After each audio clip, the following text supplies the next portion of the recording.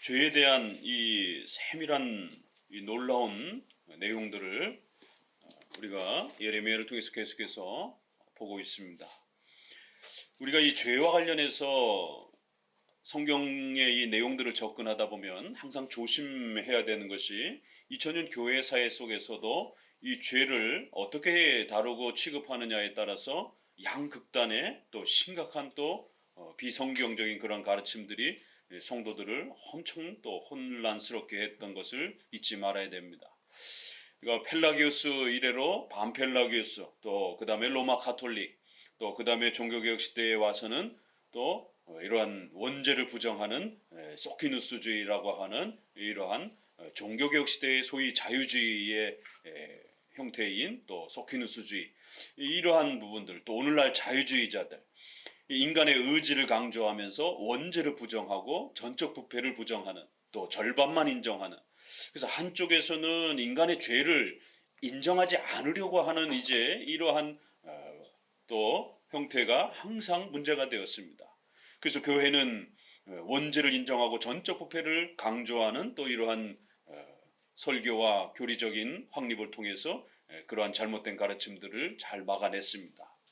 자, 그런데 중세 시대에 또다시 수도원주의와 같은 아주 극단적인 금욕주의, 극단적인 그러한 경건주의, 극단적인 그러한 인간의 죄만 강조하고 하루 종일 365일을 회개하고 슬퍼하고 또 자기 자신을 반성하면서 이렇게 염세주의적으로 이렇게 살아가는 아주 극단적 경건주의, 경건을 넘어서 아주 염세적인 세상을 떠나서 이렇게 살려고 하는 아주 극단적인 금욕주의적인 이러한 죄를 지나치게 너무 강조를 해서 마치 예수 그리스도의 구원조차도 그 죄를 해결할 수 없는 것처럼, 또 성화에 있어서조차도 성령의 그 강력한 불강력적 은혜와 도우심이 우리를 그 죄로부터 보호하시지 못하는 것처럼 극단적인 그러한 죄를 끊어내기 위해서, 죄를 막기 위해서, 죄를 짓지 않기 위해서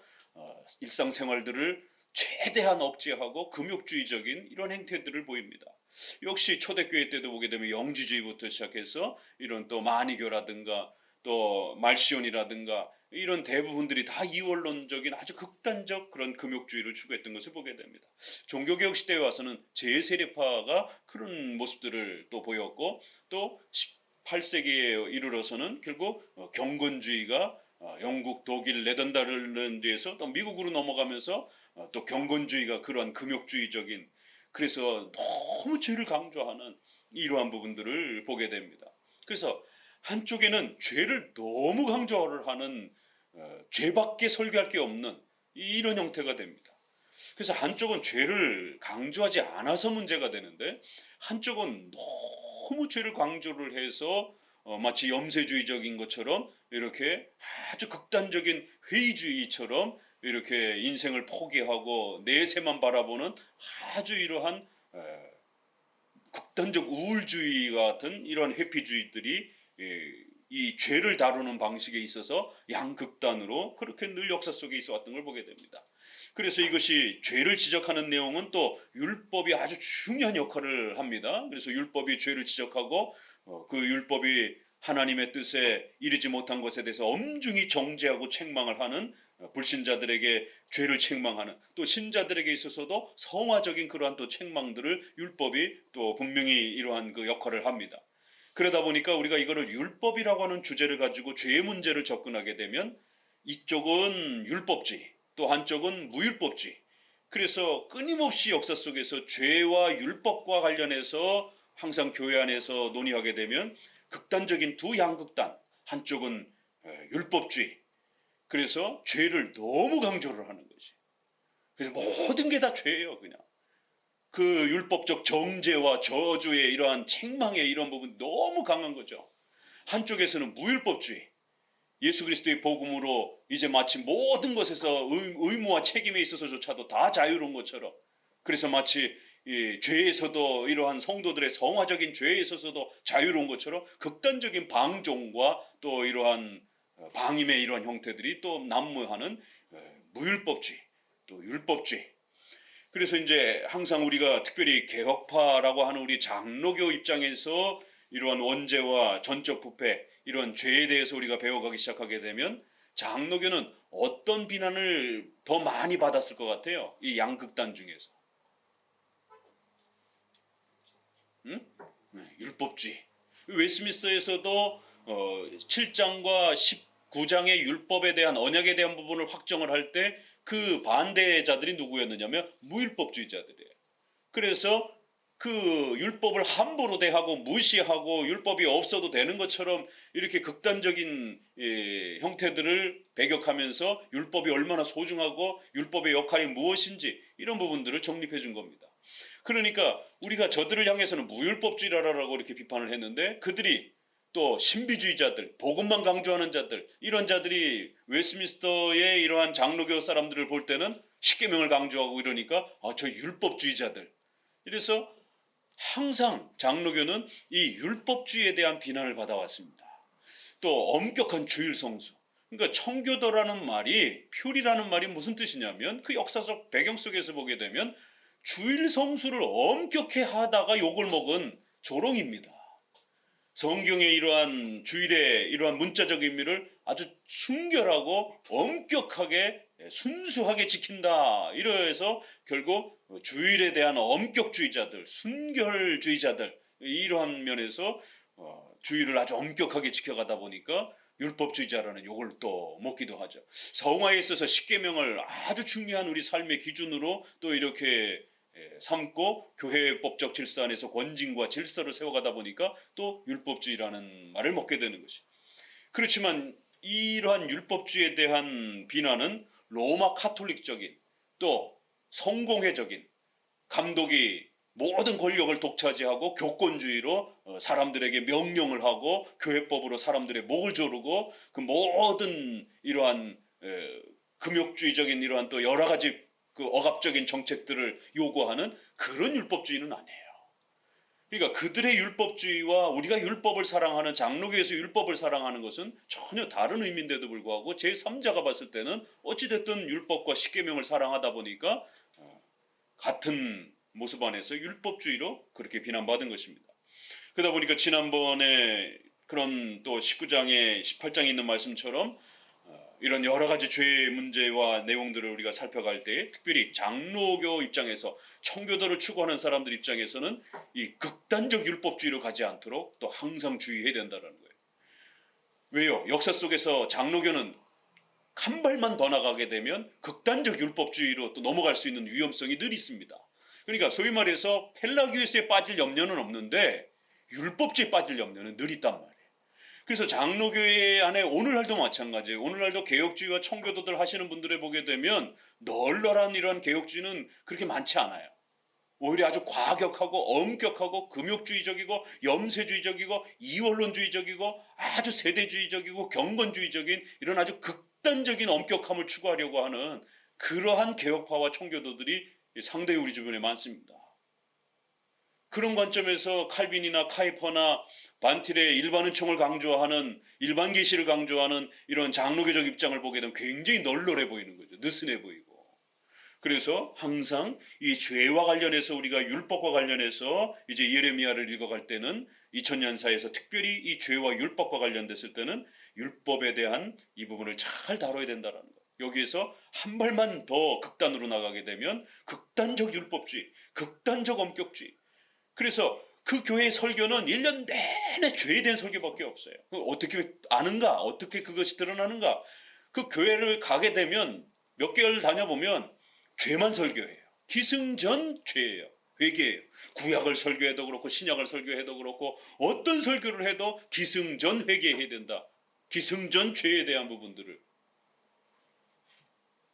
성경도 교회도 성도들의 성화에 대해서도 성도들의 국가와 가정생활에 대해서 또 성도들의 이러한 또 종말론적인 그러한 삶에 대해서도 별로 이야기해주지 아니하고 기승전 무조건 다 그냥 죄만 강조하고 그 죄를 끊어내기 위해서 몸부림치고 그 죄 앞에서 슬퍼하고 탄식하고 이런 부분들이. 그러니까 이제 우리가 청교도 역사에도 보게 되면 16세기, 17세기에도 보게 되면 아주 그 하이퍼 청교도의 형태들이 강력하게 그 죄에 대한 부분을 너무 지나치게 강하게 요구하는, 물론 죄에 대한 설교를 해야 됩니다. 그렇지만 여기서 한 걸음만 더 나가게 되면 극단적인 죄의 책망, 그래서 성도들을 너무 나락의 절망으로 빠뜨려 버리게 되는, 불신자에게 주님께로 돌아오도록 책망하고 훈계하는 그런 죄에 대한 설교는 훌륭합니다. 그러나 문제는 신자들에게 죄에 대한 설교를 할 때 마치 불신자를 대하듯이 그렇게 너무 지나치게 성도들의 양심과 이 신앙의 자유에 대한 부분들을 인정하지 아니하고, 아디아포라라든가 이런 부분들조차도 자유에 대한 부분들을 인정하지 아니하고 온통 주눅들게 하는, 온통 회개만 강조하는 이런 형태로 청교도 시대에도 이런 부분들이 상당히 심했습니다. 그 청교도 책들을 우리가 가까이서 이렇게 접하는 책들 보게 되면 상당히 죄에 대한 설교가 굉장히 많습니다. 그런 설교집이라든가 이런 부분들이. 그럼 얼핏 생각해봐도 그래요. 그럼 청교도 설교는 뭐 이런 죄 회개밖에 없나? 다른 책들은 없나? 이런 고민들을 우리가 갖게 되는 겁니다. 그럴 때 여기에 장로교와의 차이가 있는 것이. 그래서 장로교는 인간론과 관련해서 그 죄에 대한 부분들을 분명히 설교하고 가르쳐 줍니다. 그리고 또 성화론 부분에서도 십계명과 관련해서 죄에 대한 부분들을 책망하고 훈계해요. 그러나 균형을 이루는 거예요. 7분의 1 정도, 7분의 2 정도.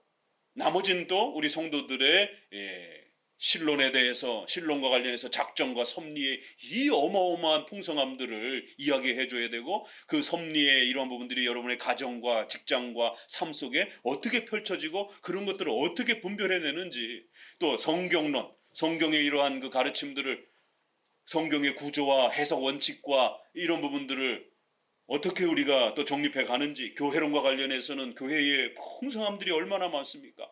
그러니까 항상 기뻐하라, 범사에 감사하라, 이런 데살로니가라든가 또 빌립보서는 주제가 기쁨이에요.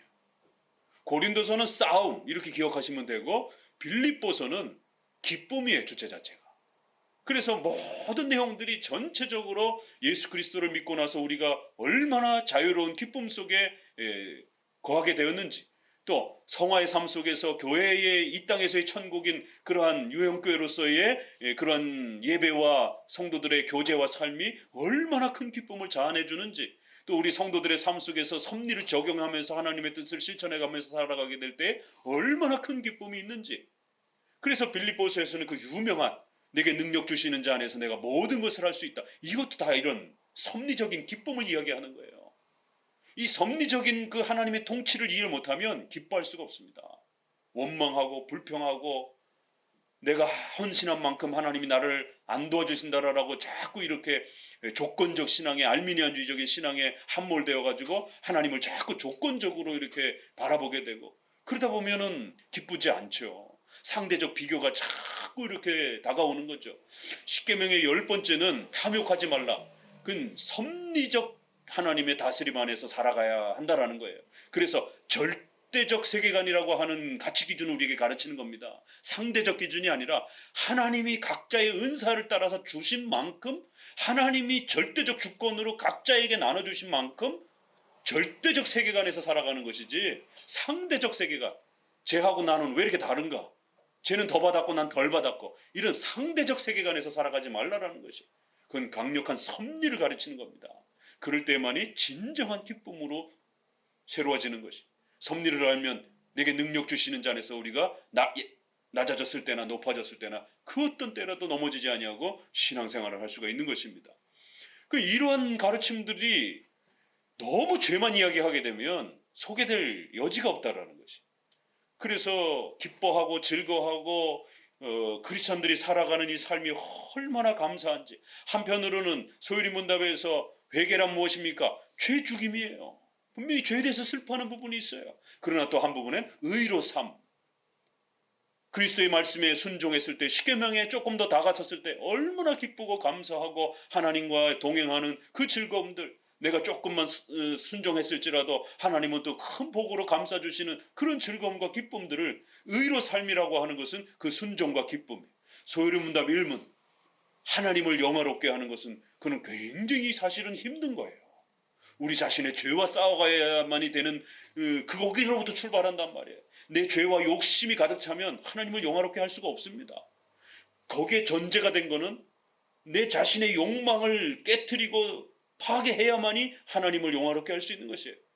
그렇지만 거기에는 반드시 여호와를 즐거워하고 기뻐하면서 하나님께서 주시는 그 영광스러운 즐거움들을 누리며 살 수 있는 이런 열매가 있다는 거예요. 그래서 소유리문답 1문에는 하나님을 영화롭게 하는 것과 영원토록 그 하나님과 살아가면서 즐거움을 누리는, 그래서 세상 사람들은 돈과 권력과 이런 재미로 살지만 우리 크리스천들은 그런 게 없어도 하나님을 영화롭게 하고 하나님의 뜻에 순종함으로 인해서 거기서 오는 엄청난 그런 즐거움과 기쁨을 누리며 산다라는 거예요. 그러니까 크리스천들은 무슨 즐거움이 없는 그러한 이러한 신앙인 것처럼 문제가 있는 겁니다. 그래서 예레미야를 다루되 우리 장로교는 어떨까요? 죄의 심각성을 다룰 때는 아주 예리하게 파고들면서 그 예리한 칼로 아주 그 썩은 부분을 도려내듯이 성도들이 힘들어하고 아파해도 그 죄를 인정할 때까지 아주 날카롭게 하나님의 무서운 징계와 심판을 선언해 가는 겁니다. 그럼에도 불구하고 또 회개하고 하나님 앞에 믿음으로 나오는 자들에게 한없는 구원의 기쁨과 즐거움들을 또 소개해 주는 것이, 이게 장로교회의 전적 부패를 다루는 방식입니다. 무조건 넌 아무것도 할 수 없어, 넌 무조건 나쁜 인간이야, 이렇게만 다그치지 않는다라는 것이. 그렇기 때문에 우리가 지난 12장부터 18장까지 죄를 다양한 관점에서 이렇게 다뤄갈 때, 특별히 우리 장로교회에서 다루는 원죄와 또 전적 부패, 또 불신자를 향하여 권면하는 그런 책망과 또 우리 신자들을 향하여 성화적인 그러한 부분들을 다루는 방식. 그래서 우리는 대부분 다 불신자라 생각하고 이렇게 너무 지나치게 죄만 칭의적 관점에서 이 죄만 강조하는 게 아니라, 적어도 그 교회가 자리를 잡아가기 시작하게 되면 대부분 많은 사람들은 유아 세례자들과 기존 신자들로 구성이 된단 말이에요. 갑자기 어디 이렇게 이민을 간다든가 이렇게 무슨 새로운 공동체가 구성되지 않는 이상 그렇게 불신자가 거기에 갑자기 이렇게 늘고 이러진 않는단 말이에요. 그렇기 때문에 장로교는 기존에 한 70% 이상 신앙생활을 꾸준히 해왔던 사람들을 향해서 대부분 예수 그리스도를 잘 영접하고 꾸준히 신앙생활을 하는 그 성도들을 향하여 성화적인 그러한 책망으로서의 죄에 대한 부분들을 또 책망한다는 거예요. 70% 이상을 그 교회 성도들이 7, 80%가 다 불신자라고 하는 전제하에서 칭의적인 죄만 강조하게 되면 성도들 마음속에 그런 칭의적 죄를 책망받다 보면 그러면 나 세례를 받았음에도 불구하고 내가 이렇게 신앙생활 해가지고 나 불신자인가? 이런 두려움이 또 찾아온단 말이에요. 그러니까 한쪽으로는 너무 나태하게 느슨하게 이렇게 죄를 다뤄도 문제가 되지만, 멀쩡히 신앙생활 세례받고 신앙생활 잘하고 성찬에 참여하는 성도들 갖다가 마치 너무 죄를 공격적으로 칭의적인 관점에서만 다뤄가지고 마치 그 성도가 구원받지 못한 것처럼 죄책감에 시달리면서 신앙생활하는 것이 늘 불안하고 우울하고 이러면 그것도 문제입니다. 그래서 종교 지도자는 반드시 칭의적인 죄도 불신자를 향하여 책망해야 되지만, 성도들을 향해서는 칭의적인 개념처럼 너무 그렇게 극단적으로 적극적으로 죄를 공격적으로 설교하면 안 됩니다. 성화적으로 책망해야 되는 거예요. 그래서 죄에 대한 책망도 불신자에게 접근하듯이 칭의적 책망과 성도들의 성화를 전제를 하고 성도들이 더 나은 삶을 살아갈 수 있도록 격려하면서 책망을 하는 방식의 성화적 책망의 이러한 부분들을 우리는 또 예레미야를 통해서 배우게 됩니다. 그래서 예레미야가 가다 보면 아주 밑으로 빠질 때는 한도 끝도 없이 그 죄를 지적하고 파고드는데, 또 이렇게 확 올라갈 때는 또 굉장히 또 부드러운 표현으로 이렇게 권면하고, 18장 같은 경우는 돌아오라 그러면 하나님이 너희들 다 품어주겠다라고 하는 그 점점까지만 해도 아주 그냥 무섭게 책망하던 그런 이 톤이 갑자기 확 온화함 쪽으로 이렇게 바뀌어가는 것을 보게 됩니다. 이처럼 죄라고 하는 이 관점 하나 안에서도 특별히 우리가 펠라기우스나 이런 원죄를 등한시하는 이쪽에는 별로 위험이 없는데, 특별히 장로교와 엄격주의의 극단적 금욕주의와 극단적 하이퍼적인 이러한 부분들과의 이 차이점을 구별해내지 못하게 되면, 까딱 잘못하게 되면 장로교나 청교도나 개혁주의를 하면서 극단적 하이퍼에 빠질 수 있는 이러한 위험성들을 또 항상 경계하면서 성경이 다뤄가는 그 부드러움을 또 잘 익혀야 됩니다. 이렇게 끌고 가다가 예레미야 31장부터는 이제 엄청난 위로가 쏟아져 나오잖아요. 뿐만 아니라 이제 조금만 우리가 더 진행돼 가게 되면 22장 넘어서는 23장부터 이제 분위기가 확 바뀌면서 메시아를 통한 소망과 위로에 대한 메시지로 바뀌어버리게 됩니다. 그렇기 때문에 죄를 다룰 때라도 칭의와 성화와 관련된 그런 그 죄의 대상들을 잘 고려해 가면서 균형을 이루어야지, 마치 불신자에게만 설교를 하듯이 그렇게 하면 안 된다라는 것이. 자, 그래서 이제 19장에서는 계속해서 그 죄에 대한 그런 책망들을 조금 더 끌고 갑니다. 토기장이의 옹기를 사서 백성의 이러한 사람들 앞에서 선포하라는 것이. 그리고는 이제 그 토기를 그 백성들 앞에서 깨트리면서 하나님 앞에서 너희가 엄청난 그러한 재앙을 받을 것이다라고 하는 이제 이러한 그 책망들을 제시하라라고 소개합니다. 자, 우리가 19장 5절에 그 분위기가 바뀌면서 또 그들이 바알을 위하여 산당을 건축하고 바알에게 번제물을 불살랐고 이는 내가 명령하거나 뜻한 바가 아니다. 그리고 그들의 죄가 어디까지 나가냐면 결국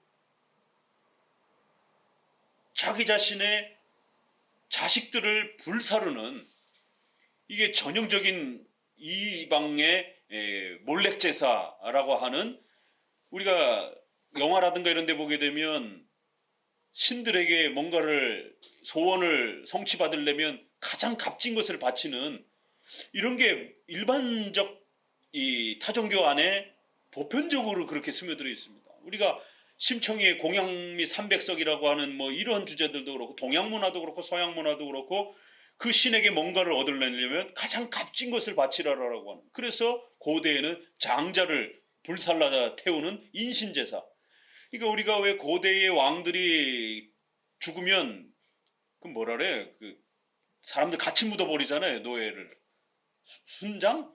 이런 문화들도 그렇고, 그러니까 이런 사람을 제물로 바치는 이런 문화들이 결국 그 고대 세계에 끊임없이 있어 왔던 것을 보게 됩니다. 이 레이기라든가 신명기라든가 이런 데서는 인신제사에 대한 이런 부분, 아주 엄중히 인신매매, 인신제사 이런 부분들을 아주 가장 무섭게 징계하고 있습니다. 그런데 예배가 바르지 못하다 보니까 결국 하나님을 예배한다라고 그러면서 결국 자식들을 바알에게 그렇게 번제로 불살라서 그렇게 자기의 자식들을 불살라 죽이는, 태우는, 제물로 바치는 이런 정말 끔찍한, 상상할 수 없는 예배의 타락들이 벌어지는 것이.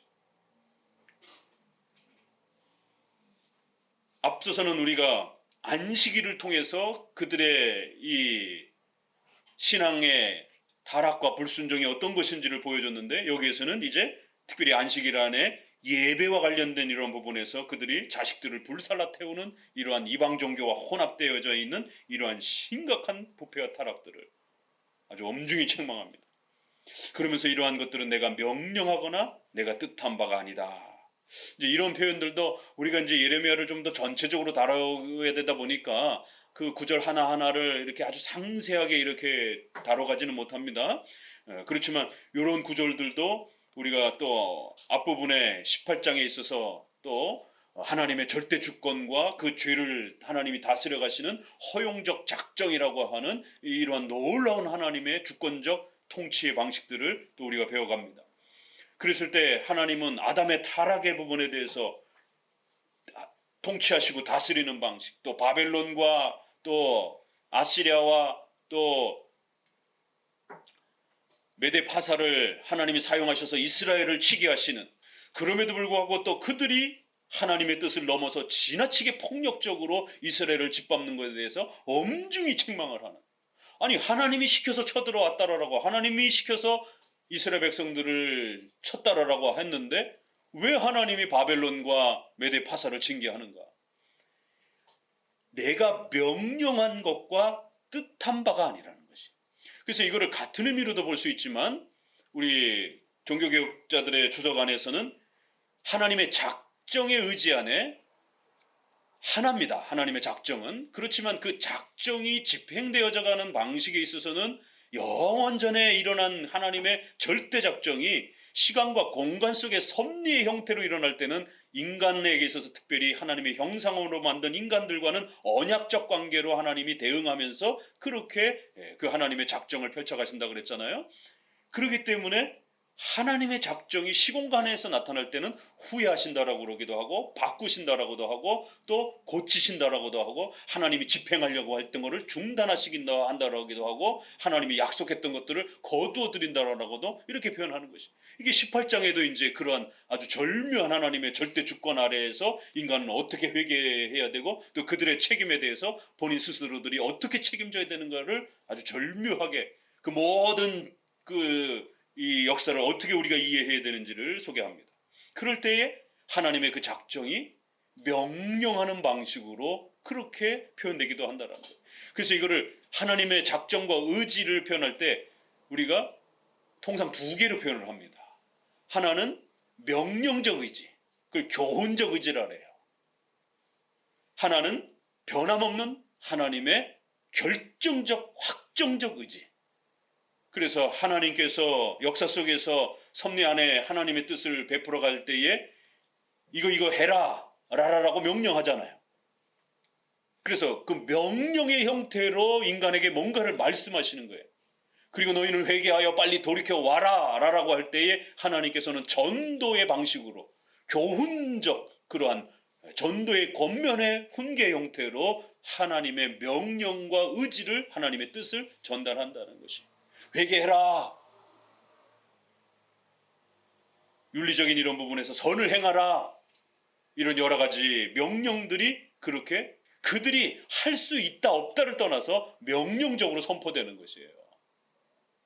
그러니까 알미니안주의자들이 자꾸 헷갈려하는 게 신명기를 읽으면서 이거 해라 이러니까 펠라기오스가 그 해라 하라를 어떻게 읽었느냐면 우리가 할 수 있는 능력이 있구나.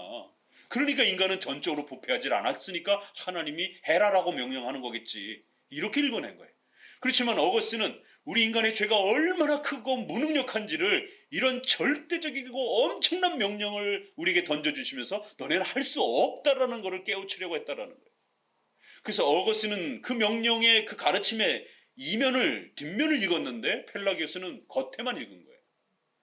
그래서 우리가 하나님의 절대 주권 속에서 하나님이 뭔가를 명령하실 때 인간에게 할 수 있기 때문에 명령하는 게 아니라 하나님의 절대 주권적인 하나님의 권능 아래서 하나님은 피조물에게 명령하실 수 있는 존재예요.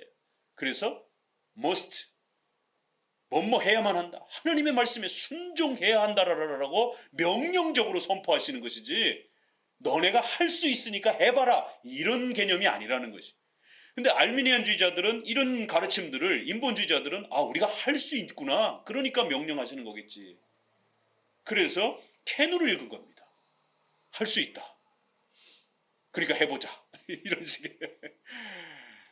그렇지만 어거스틴은 그거는 우리가 능력이 있기 때문에 할 수 있다라고 하나님이 명령하는 게 아니라 우리가 할 수 없다라는 것을 피조물이기 때문에 하나님의 명령 앞에 반드시 순종해야 되는 인간의 책임을 해야만 한다라고 하나님이 명령적으로 선포하시는 것이. 그래서 그런 명령적 의지가 있다라는 거예요. 그래서 어거스틴이 그 유명한 표현을 했잖아요. 하나님이 명령하신 것을 은혜로 주옵시고 기억하시나요? 은혜로 주실 것을 우리가 나태하거나 게을러지지 않기 위해서 명령으로 주옵소서. 그래서 명령과 은혜가 절묘하게 조화를 이루는 방식으로 하나님께서는 우리를 다루신다는 거예요. 그래서 언약이란 쌍무적인 이러한 언약의 성격이 있지만 반드시 편무적인 절대적인 하나님의 주권적인 언약으로 주시는 것이에요. 그러나 그것이 시공간에서 집행되어질 때는 잘하면 상을 주고 잘못하면 벌을 받는 쌍무적인 상호 협조적인 상호 책임적인 인간과 하나님이 서로 책임과 약속을 짊어지는 이런 형태로, 쌍무적인 형태로, 쌍방적인 형태로 주어진다라는 거예요. 그래서 은혜와 명령이 절묘하게 조화를 이루는 방식으로 하나님의 역사를 집행해 가신다라는 거예요. 그래서 하나님이 명령하는 그런 뜻도 있다라는 거예요. 그래서 그 명령은 인간이 그 명령을 듣고 반드시 회개해야 될 책임 앞에 있는 거예요. 그래서 거기에 반응을 하면 복을 주시는 거고, 반응하지 못하면 벌을 내리시는. 그러나 하나님이 뜻하신 바다라고 할 때는 하나님의 불변하는 영원한 하나님의 신적인 의지를 이야기할 때 하나님이 뜻하신 바. 그래서 이 구절을 가지고 개혁주의자들이라든가 웨스민스터 총회자들은 죄와 관련해서는 허용적 작정이라고 이렇게 표현을 하는 거고, 하나님의 의지를 죄와 관련해서 어떻게 표현해야 되느냐를 지혜롭게 말을 해야 됩니다. 그런 것처럼 하나님의 의지를 인간의 책임에 대한 부분들을 잘 고려하면서 이야기할 때는 명령적 의지와 하나님의 뜻의 의지로 둘로 나눠서 또 설명을 하기도 했습니다. 그래서 인간이 나태해지지 않도록 예정론과 작정론과 섭리론을 가르치게 되면 양극단으로 빠집니다. 하나는 숙명론으로 뭐 하나님이 알아서 다 할 건데 뭐 전도도 안 하고 교회 봉사도 안 하고 자기 가정에 이런 돈도 안 벌어오고 이런 식이 되는 거예요. 기도만 하는 숙명론적인 수동적인 그러한 예정론, 작정론이 성도들 안에 습관으로 들어오게 됩니다. 아주 무능력한 크리스천들이 돼버려요. 그러나 또 한쪽에서는 인간의 의지를 너무 지나치게 강조하면서 자기 손에 모든 역사가 달린 것처럼 이렇게 또 끌고 가게 되면 하나님의 주권과 하나님의 다스림을, 하나님의 섭리를 무시하는, 외면하는 또 이런 아주 건방지고 교만한 그런 신앙생활이 나올 수도 있습니다. 너무 지나친 그런 교만한 신앙생활이 될 수도 있습니다. 그렇기 때문에 인간의 책임이 나태해지거나 게을러지지 않도록, 왜요? 반대주의자들이 끊임없이 칼빈주의와 개혁파의 예정론을 공격하고 작정론을 공격할 때, 절대 주권을 가르치는 걸 반대할 때, 절대 주권 가르치면 작정론 가르치게 되면 나태해진다. 윤리적 도덕적 책임감을 잃게 된다. 선교에 방해가 된다. 이런 반대론을 늘 갖고 왔기 때문에 인간의 인격적 책임을 잘 조화롭게 표현하면서 어떻게 하나님의 작정을 말할 수 있는 것인가 라고 했을 때, 불변하는 하나님의 절대적인 확고한 그런 하나님의 뜻, 의지 이렇게 표현하기도 하고, 인간의 책임을 사용하시는, 그래서 인간을 인격으로 만들었기 때문에, 하나님의 형상을 가진 인격으로 만들었기 때문에 하나님께서 명령하는 방식으로 언약적 쌍무적 그러한 관계 속에서 하나님이 약속을 맺어주셨고 그들에게 순종해야 될 책임을 요구하시는 이러한 방식으로서 명령하는 형태로 하나님의 신적 작정이 선포되어진다는 거예요. 그래서 명령적 의지, 하나님의 뜻의 의지, 이렇게 둘로 나눠서 이렇게 또 하나님의 작정의 그 신비로움들을 이렇게 또 표현하기도 합니다. 이처럼 아주 독특하게 표현하잖아요. 이는 내가 명령한 것도 아니고 또 내가 뜻한 바도 아니다. 다음에 한 번 더 하나님의 작정과 관련해서 나오면 좀 더 상세하게 설명을 드리겠습니다. 그러니까 결국 바벨론도 그렇고 적들이 쳐들어와서 하나님의 명령에 의해서 쳐들어온 거예요. 하나님의 절대 주권 속에서 이스라엘을 파괴하는 이런, 어떻게 보면 슬픈 일이고 악한 일이고 이스라엘이 초토화되는 이러한 엄청난 슬픈 일인데, 그건 하나님의 명령에 의해서 바벨론이, 아시리아가 북이스라엘을 쳐들어오는 겁니다. 그건 하나님의 명령이 아니고서는 그들은 움직일 수 없었던 겁니다. 그런데 하나님이 명령한 선을 넘어서 버린 거예요. 그리고 또 하나님이 뜻한 방향으로 이들이 나오질 않은 것입니다. 선하고 절제된 마음 속에서 자기들의 정치적인 야욕을 절제해가면서 이스라엘을 공격해야만 했고, 또 그렇게 공격하면서도 이스라엘을 너무 잔혹하게 대해서는 안 됐고, 또 이스라엘을 점령하여 식민지로 삼았을지라도 그들은 하나님의 통치를 받는 백성들이기 때문에 그들에게 또 먹고 사는 일정한 자유를 허락해주는 범위 안에서 그러한 하나님의 목적, 훈계와 성화와 징계와 또 훈련 차원에서 하나님은 이스라엘이 침략당하도록 그렇게 뜻하신 것이고 그렇게 계획하신 것이기 때문에 적어도 적군이 쳐들어왔을 때 그 정도의 절제된 그러한 정치적 모습 아래에서 이스라엘을 침략했어야 되는데 어디 정치라는 게 뭐 그런가요? 공격하다 보니까 막 흥분해가지고 그냥 부녀자들 다 죽이고 막 약탈하고 이제 이런 부분들이 벌어지는 것이죠. 그러니까 선진국일수록 문명국가일수록 전쟁을 하다가도 포로가 발생이 되면 안 죽이잖아요. 무슨 제네바 협정 이래가지고 일반 세상에도 전쟁 속에서도 그 잔혹함을 막기 위해서 일정한 자제력을 이렇게 조약을 갖고 전쟁인데 수단과 방법을 가리지 말고 이겨야 되는 이런 전쟁임에도 불구하고 너무 인간을 잔인하게 폭력적으로 대하지 못하도록 아이라든가 부녀자들이라든가 이런 부분들이 지나치게 폭력 앞에 노출되지 않도록 절제하려고 한단 말이에요. 그런 걸 우리가 보게 되면 하나님께서 여기서 뜻하시고 명령하신 방식 아래에서 이스라엘을 침략하라라고 했던 게 무엇인지는 우리가 대략적으로도 감을 잡을 수 있는 겁니다.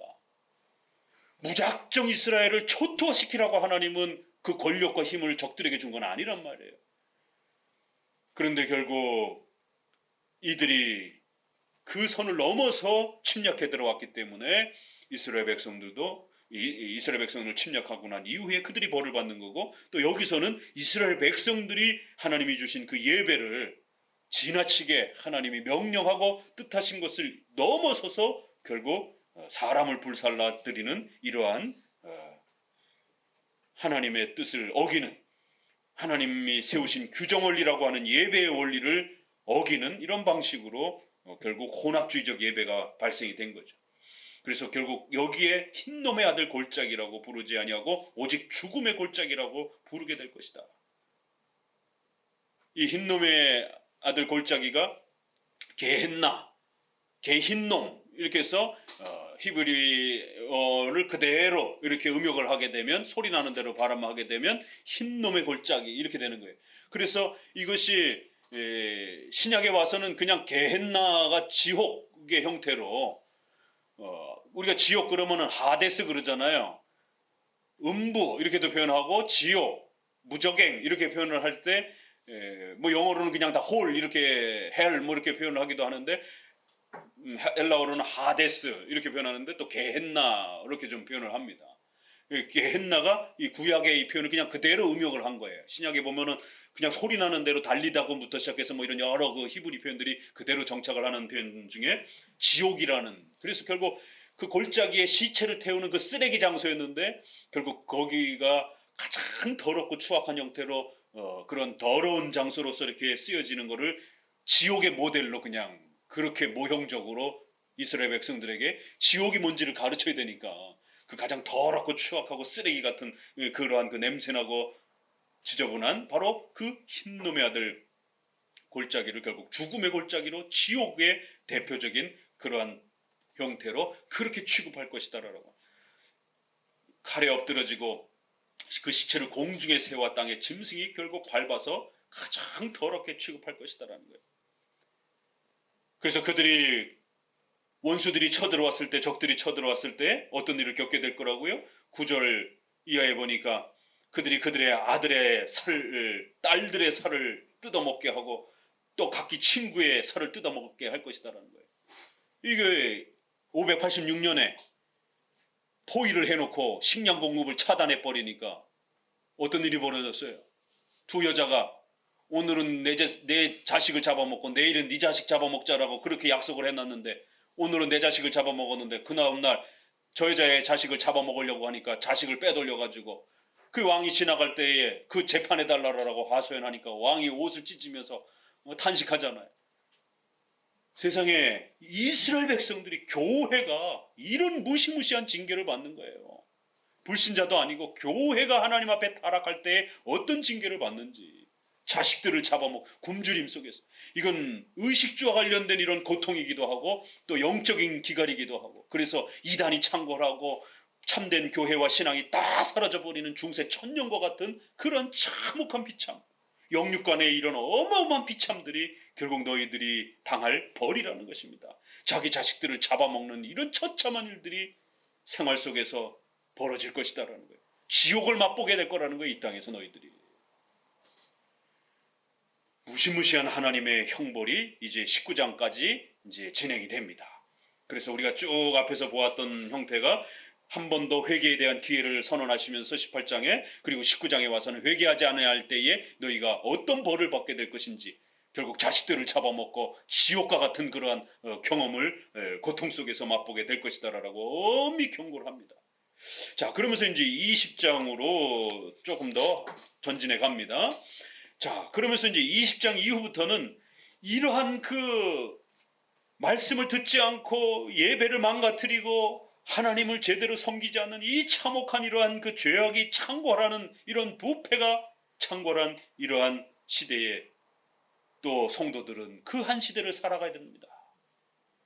그러다 보니까 20장 이후부터는 그런 악하고 부패한 세상 속에서 살아가야 하는 우리 성도들의 아픔과 슬픔과 또 그 고통을 예레미야 자신의 아픔과 고통으로서 그렇게 표현해냅니다. 또 그러니까 신종론에 대한 이야기가 다시 또 등장을 하는 거예요. 신종론. 하나님이 살아계시다라면 왜 이렇게 악이 창궐합니까? 왜 악인들은 이렇게 번성하고 왜 크리스천들은 이렇게 고통과 아픔을 겪으면서 살아야 됩니까? 여기에서 극단으로 한 발짝 나가게 되면 번영신앙과 기복주의가 되는 거예요.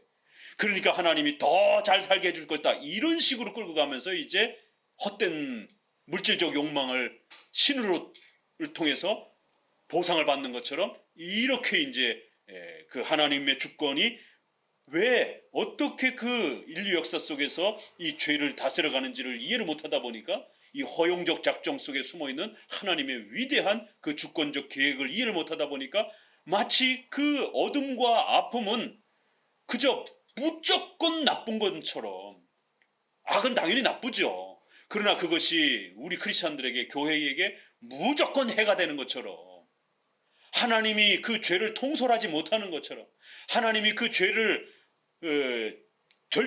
절제시키지 못하는 것처럼, 하나님이 그 죄를 관리할 수 없는 것처럼, 그래서 그 죄가 우리 삶을 다 집어삼킬 것처럼 이런 절망과 고통과 아픔 속에서 결국 하나님의 주권을 오해하게 되는, 그러다 보니까 그거를 번영과 기복주의로 돌려서 잘 먹고 잘 살 수 있다는 쪽으로 하나님의 신적 주권과 뜻을 완전히 오해케 만들어버리는 거예요.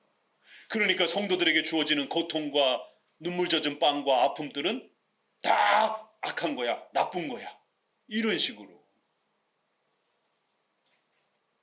그렇기 때문에 고난과 아픔을 당하는 성도들은 모조리 다 죄인처럼, 무슨 죄를 더 많이 져가지고 저런 고통을 겪는 것처럼 원인과 결과로만, 죄에 대한 원인과 결과로만으로 해석하는 이러한 극단적 죄의 그러한 연결 형태로 성도들의 고난을 해석해내는 거죠.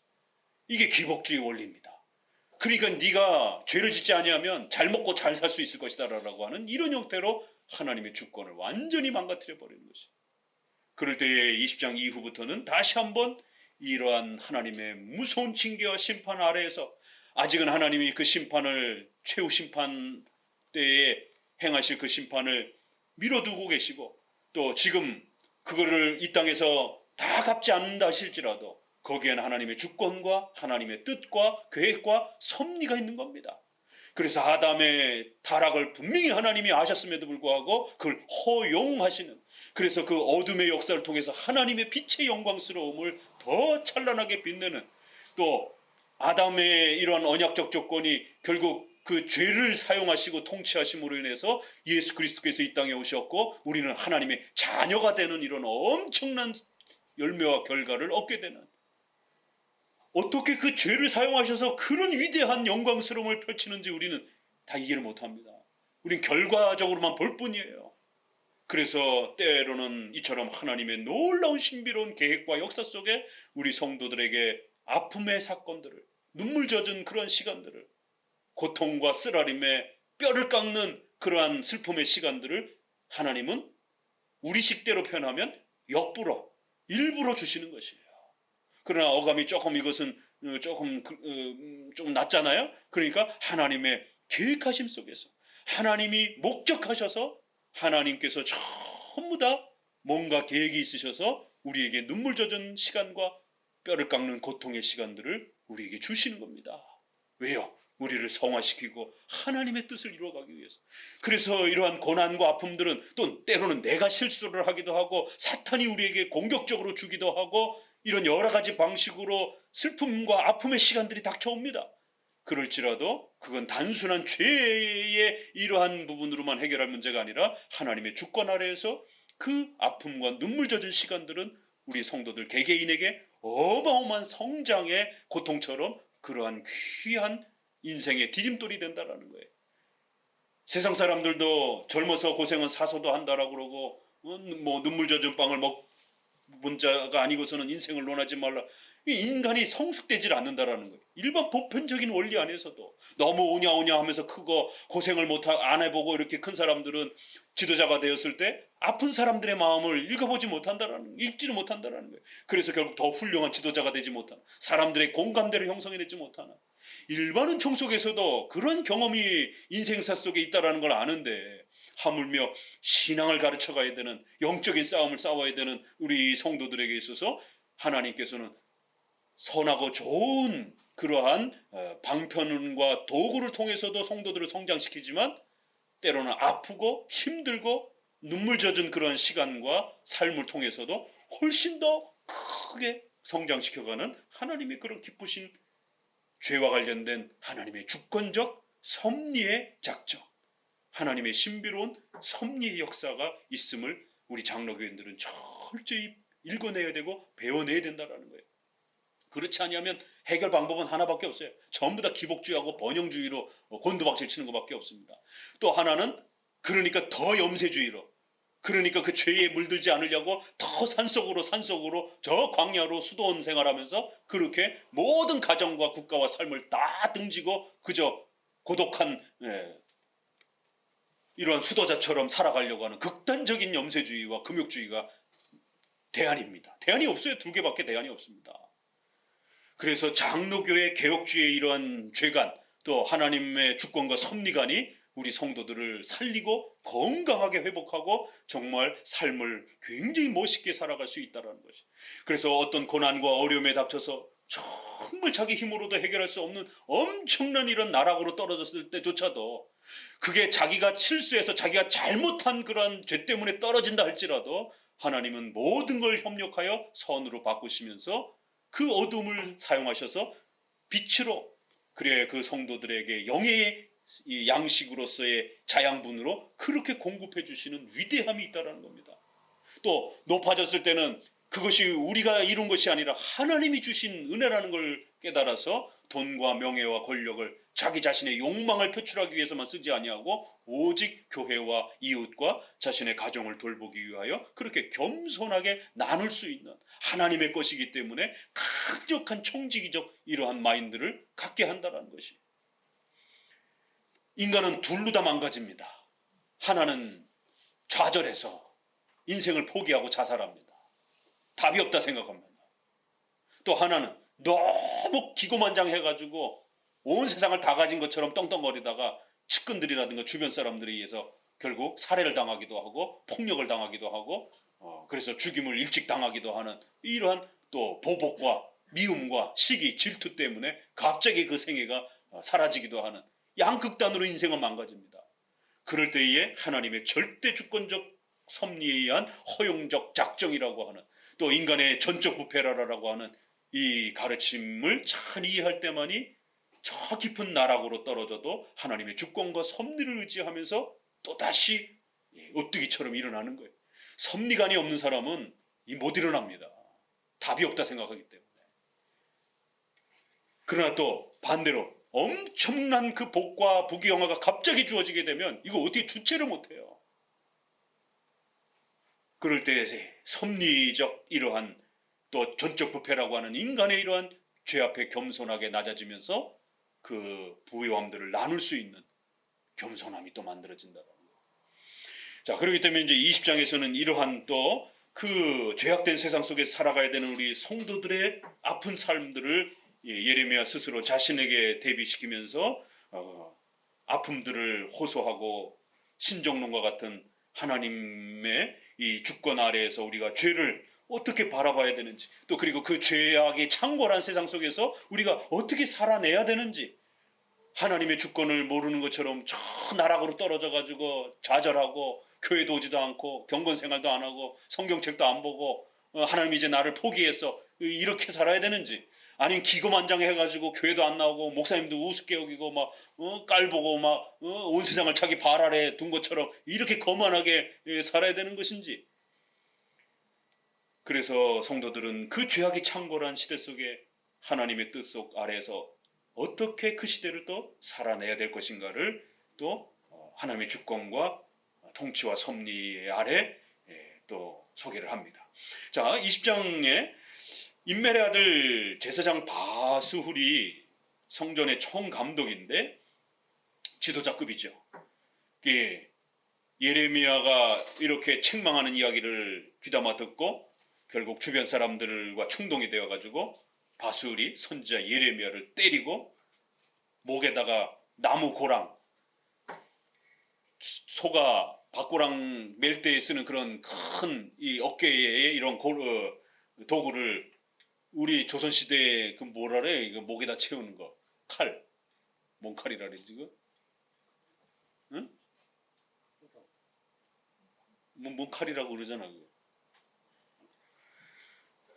목에 씌우는, 도망 못 가도록 잠도 못 자도록 이렇게 하는 그 뭐라래, 그런 것처럼 이러한 나무 그 큰 짐을 목에 씌워 놓고는, 그러니까 이거 잠도 못 자는 겁니다. 이게 씌우고 있으면 움직이지도 못하고 이렇게 들어놓으면 여기 찌눌려 가지고 이런 고통을 주면서 예레미야를 때리고 참된 선지자를 괴롭히고, 그리고는 자기가 마치 참된 지도자인 것처럼 그렇게 거만을 떱니다. 20장에 들어서자마자 예레미야가 설교한 것 때문에, 올바른 설교를 전한 것 때문에 그 시대에 목회자도 고통을 받고 교회도 고통을 받고 성도도 고통을 받는 것이. 그러자 하나님께서 예레미야를 통해서 이 거짓 선지자들과 거짓 지도자들에 대해서 엄중히 책망하면서 결국 바벨론이 침략할 때 너는 제일 먼저 죽을 것이다 라고 이렇게 경고하고, 너와 너의 거짓 예언을 또 들었던 너 모든 친구들도 6절에 보니까 다 같이 그렇게 멸망할 것이다 라는 거예요. 이러한 책망에 있어서는 거짓 교주와 목사도 문제지만 그들의 말을 철석같이 따라간 신자의 잘못도 함께 책망받는다라는 거예요. 거짓 예언을 들은 너희 모든 친구들도 책망받을 거라는 거예요. 자, 7절부터 같이 읽어보도록 합니다. 여호와여 주께서 나를 권유하심으로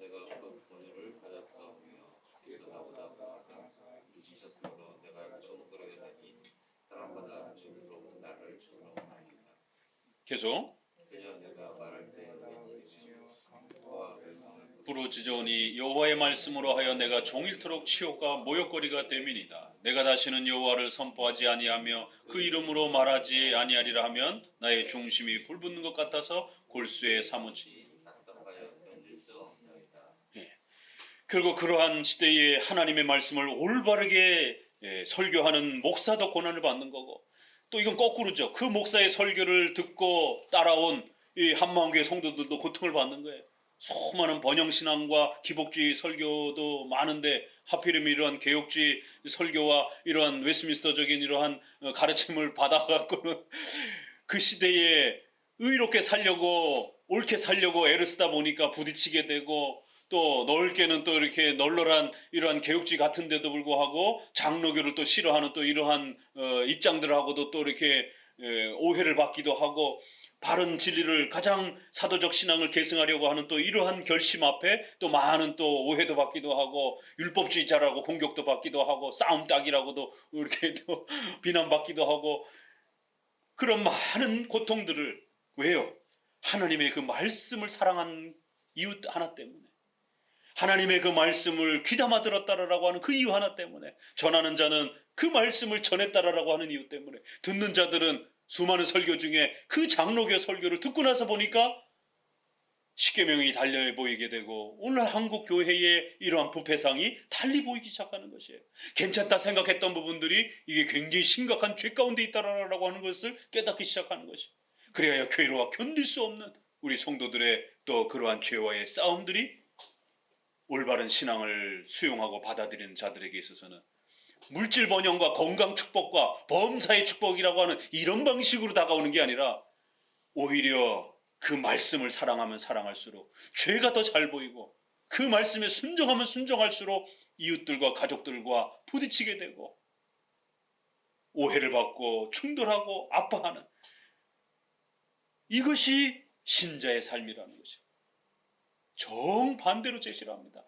그 말씀을 짊어졌을 때에 신자들이 경험하고 겪어야 되는 그러한 삶이 무엇인지를, 그건 번영주의가 아니라 그 말씀에 순종하고 따르기 위해서, 또 그 시대의 빛과 소금의 역할을 감당하기 위해서 남들은 다 그렇게 살지 않는데 하나님의 말씀 앞에 양심을 따라 그렇게 순종하려고 하니까 그 시대의 많은 삶과 반대로 살아야 되는 또 그러한, 그래서 그들의 악한 자들의 삶이 죄처럼 드러나야 하게 되는 이러한 또 모습으로 인하여 많은 악인들이 신자들을 싫어하고 외면하게 되는 이러한 말씀과 동행함으로 찾아오게 되는, 의를 선택함으로 인해서 찾아오게 되는 수많은 고통들을 겪게 된다는 것이, 이 신약에 넘어가면 고린도전서 9장 16절에 복음을 전하지 아니하면 내가 화를 당할 것이다라고 바울도 그렇게 소개를 하면서 하나님의 말씀이 우리에게 다가왔을 때 어떤 일들이 벌어지는지, 요한계시록에도 보게 되면 그 말씀을 먹으라, 입에는 달 건데 내 배에는 쓸 거다. 이게 무슨 말이냐면 그거를 먹고 마실 때는 너무 즐겁고 감사하고 기쁘고 이 개혁파 신앙을 배워갈 때 얼마나 즐겁습니까? 그러나 그것을 여러분들이 실천하고 여러분의 삶 속에 그걸 이뤄가려면 눈물이 하루도 마르지 않는 날이 없는 것이에요. 이처럼 20장에서는 하나님의 말씀을 온전히 수용하고 받아들이고 실천하며 살아가려고 하는 자들에게 어떤 일들이 벌어지는지, 그래서 조롱거리가 되고 사람마다 결국 예레미야를 학대하고 조롱하는 이러한 비난과 조롱들이 난무할 것이다라는 거예요. 신자의 삶이란 이렇게 죄악이 팽배한 시대에, 그래서 예수님이 이리가 창궐한 때에 마치 양을 보내는 것처럼 그렇게 성도들이 부패한 세상을 살아내야 되는 그러한 자리가 있다라고 얘기를 합니다. 당연한 줄 알으라는 것이에요. 여러분만 특별하게 그런 고통을 겪는 게 아니다라는 것이, 예수님도 그러한 조롱과 멸시를 받았고 그 예수님을 따라가려고 하는 성도들도 역시 조롱과 멸시를 각오하면서 그렇게 또 한평생을 우리는 살아가야 될 자리라는 겁니다. 그러면서 예레미야가 계속 기도합니다. 12절에 의인을 시험하사 그 패부와 심장을 보시는 만군의 하나님 여호와여. 그럴지라도 계속해서 예레미야를 통해서 깨닫는 것은, 그럼에도 절대로 성도들이 겪고 당하게 되는 그런 수많은 조롱과 멸시와 이런 부분들을 하나님이 결코 모르지 않는다라는 거예요. 하나님은 어떻다고요? 의인을 시험하고 그 패부와 심장까지 꿰뚫어 보면서 그들이 어떤 고통 아래 있었는지, 그들이 누구에게 조롱을 받았는지 그 모든 것들을 하나님께서 아시고 그것들을 전부 다 하나님께서 그렇게 담아두실 것이다라는 거예요. 그래야 하나님의 뜻과 목적과 시간의 때에 따라서 반드시 하나님이 보복하실 것이다라는 겁니다. 징계하실 것이다라는 거예요. 보수하실 것이다라는 것이에요. 그러니까 성도들은 이런 하나님의 주권과 섭리를 의지하지 아니하면 이건 못 견딥니다. 억울해서, 화가 나서. 그런데 거기에 같이 그 화를 내고 같이 불을 뿜게 되면 어떻게 돼요? 정신이 망가집니다. 그래서 7번씩이라도 용서하라라고 하는, 성도가 살기 위해서라도 용서해야 된다는 거예요. 보편적인 일반은 총알에서도 부모가 억울하게 죽임을 당할 때 자식들한테 남기는 거는, 우리가 무협지 같은 데서나 반드시 복수해다오 뭐 이렇게 하면 죽는 것이지, 실제로 이런 부분들에 대해서는 그 자식이 한평생 그 원수를 갚기 위해서 증오와 분노 속에 살아간다라고 하는 것은 결국 그 삶도 동일하게 망가질 각오를 하지 아니하면 쉬운 삶이 아닌 거예요. 그렇기 때문에 정상적인 부모라면 부모가 이렇게 아픔을 당하는 것에 대해서 너무 보복하려고 원수를 갚으려고 하는 그런 마음으로 살지 말고 용서하고 네 인생을 편안하게 너는 너답게 살으라라고, 이게 정상적인 부모의 마음이기도 한 겁니다. 그 원수 갚으려면 한평생을 같이 괴물처럼 살아야 되는 거예요. 인생이 망가지는 겁니다. 그래서 하나님의 보복에 맡겨야 된다는 거예요. 하나님이 원수 갚으시는 것에 맡겨야 된다는 거예요. 그래서 우리 성도들은 지금 당장 그 원수 갚아지지 않는다 할지라도, 그 모든 것이 보복이 지금 당장 이루어지지 않는다 할지라도 하나님의 허용적 작정, 하나님의 절대 주권을 신뢰하면서 그 죄를 하나님께서 분명히 기억하시고 계시고 우리가 어떤 피해를 당했는지 반드시 하나님이 갚으실 것이다라고 하는, 그리고 또 우리들에게는 그것이 협력하여 선을 이루면서 나와 나의 가족과 나의 교회에게 오히려 더 영적인 열매로 반드시 그렇게 하나님께서 갚아주실 것이다라는 것. 그리고 우리의 손양원 목사님과 주기철 목사님도 한국교회의 100년을 지탱하는 순교자로서의 그 피흘림이 한국교회를 살리는 미랄이 되는 거예요. 스데반의 그 피흘림이 바울이라고 하는 이 걸출한 그러한 인물을 전도시키는 미랄의 도구가 되는 겁니다. 결코 성도들의 죽음은 헛되지 않는 거예요. 그래서 시편에서는 성도의 죽는 것을 하나님이 기쁘게 여기신다라고, 이런 참 굉장히 무시무시한 말이 있습니다. 우리는 안 죽으려고 버둥대고 그러는데 오히려 시편에서는 하나님의 뜻과 목적 속에서 순교해야 된다라면 그 성도의 순교를 아주 기쁘게 받으신다라는 거죠. 이게 하나님의 주권과 죄의 이 놀라운 그러한 역사입니다. 하나님이 그 죄를 어떻게 사용하시는지. 그래서 14절 이후부터는 내 생일이 저주를 받았다라면, 나의 어머니가 나를 낳던 날이 복이 없었다라면, 그러면서 또다시 앞에서 했던 그 신정론이 또 등장을 합니다. 자, 너무너무 힘들고 고통스러우니까 이런 고백을 하는 거죠. 차라리 태어나지 않았다라면, 그 태어나는 날 차라리 일찍 그 아이가 죽어서 부모들에게 탄생의 기쁨을 이야기하지 않았다라면, 어찌하여 내가 태에서 나와서 고생과 슬픔을 보며 나의 날을 부끄러움으로 그렇게 슬픔 가운데 보내는가. 너무 고통스럽다라는 것이. 이게 성도들의 삶의 모습처럼 예레미야가 겪는 그 모습을 온전히 성도가 사는 그런 삶의 모습으로 대변되어져서, 그렇게 그 죄악이 창궐한 세상 속에 왜 하나님은 그 죄악을 빨리 심판하지 않는가? 왜 하나님은 받은 만큼 다 갚아주시지 않는가? 지금 당장. 오히려 거꾸로 악인들이 더 잘 되어지는 이 기가 막힌 이러한 반전의 이러한 삶을 크리스찬들이 어떻게 이해하고 받아들일 거냔 말이에요. 그렇기 때문에 그런 하나님은 안 받아들이는 겁니다. 그래서 그런 하나님의 절대 주권과 작정에 대해서 교회에서 안 가르치는 거예요. 이해도 안 되고 불편하기도 하고.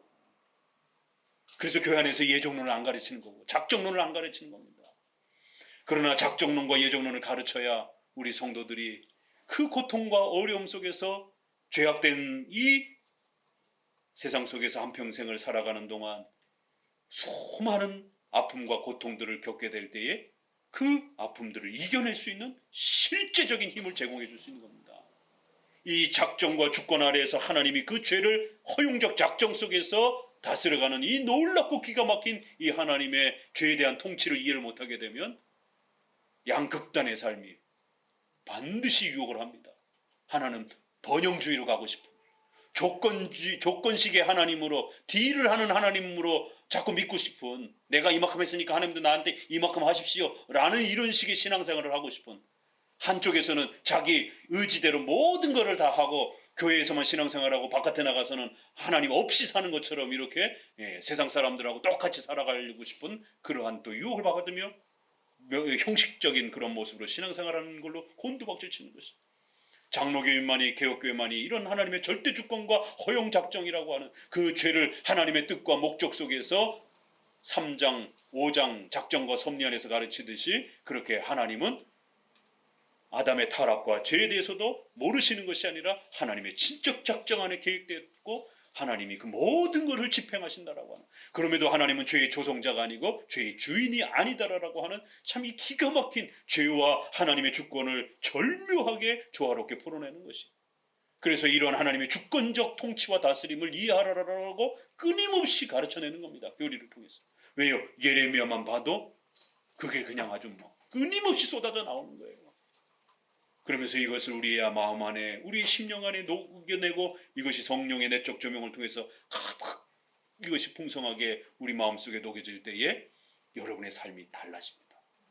여러분의 삶 속에서 부딪히는 가족 속에서 또 직장 속에서 교회 안에서 부딪히는 수많은 충돌과 아픔과 또 때로는 원수와 적처럼 만나지는 그런 인생의 고통과 아픔들의 시간 속에서 그걸 대처하는 방식들이 전혀 달라집니다.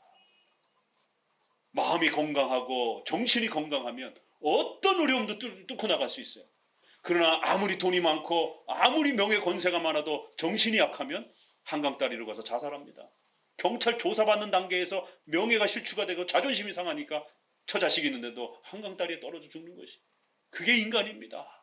그렇기 때문에 하나님의 주권과 섭리 아래서 우리 인생의 이러한 고통과 또 죄악의 이 창궐함의 이러한 부분들을 왜 하나님이 그냥 아직은 내버려 두시는지에 대한 이 기가 막힌 하나님의 주권적 섭리의 통치들을 잘 이해해낼 때만이 하나님의 주권을 의지하면서 하나님이 이만큼 허락하셨으면 하나님의 목적과 뜻이 있는 것이, 그러면 답이 있는 겁니다. 그러면 하나님이 우리 인생에게 가장 좋은 것을 행하신 것이.